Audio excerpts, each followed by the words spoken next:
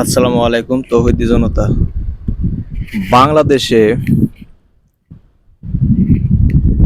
95% মুসলিম হয়েও আমাদের বিশ্ব নবী মোহাম্মদ সাল্লাল্লাহু আলাইহি সাল্লামকে গালিগালাজ পারে এবং কি আল্লাহর মসজিদকেও অস্বীকার করেন।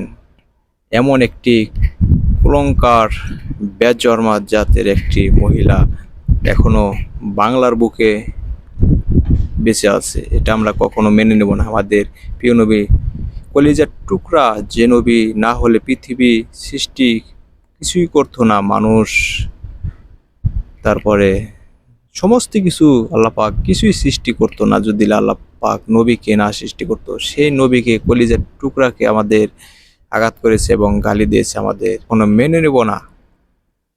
তাই আমি বলতে চাই মুসলিম জনতা সব এক হয়ে লড়াই করে এই কুলঙ্কার মহিলাকে অতি দ্রুত শাস্তি দিয়ে তাকে বাংলার জমিন থেকে বিতাড়িত করেন। সেখান থেকে লাস্টিক হয়ে গেছে আমাদের বিশ্ব নবীকে গালি দিয়ে আঘাত দিয়ে কথা বলা। এমন ঘটনা ঘটেছে গাইবান্ধা জেলা ফুলছড়ি থানা বাজে ফুলছড়ি ইউনিয়নে 1 নং ওয়ার্ডে।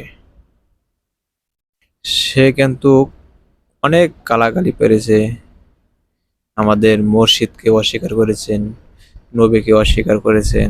একজন মুসলিম হয়ে সে কেমনে এরকম আমাদের কলিজার টুকরাকে গালি দিয়েছে। এই কথা শুনে আমার মাথা এখন ঠিক নেই, কারণ আমি এখন প্রবাসে আছি। বাংলাদেশে থাকলে আমি নিজে হাতে তাকে তলোয়ার নিয়ে যুদ্ধে নামতাম, তাকে দেখে নিতাম সে কেমন মহিলা আমার নবীকে গালি দেয়।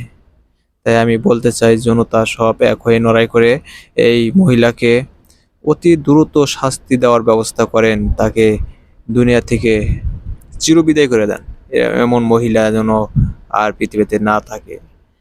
এমন শাস্তি দেবেন, এই বিচার দেখে এই মহিলার অবস্থা দেখে যেন আর পৃথিবীর বুকে কেউ নবীকে গালি দিতে না পারে।